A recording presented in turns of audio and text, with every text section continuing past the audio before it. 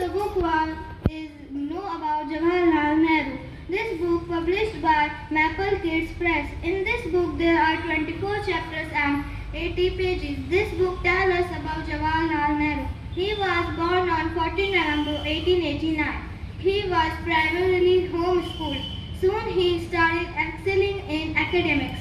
In 1909, Mr. Nehru graduated from the Trinity College in England. He returned to India and became an active member of Congress Party and started participating in all its proceedings. He was a follower of Mahatma Gandhi and was the president of Congress for the first time in 1929.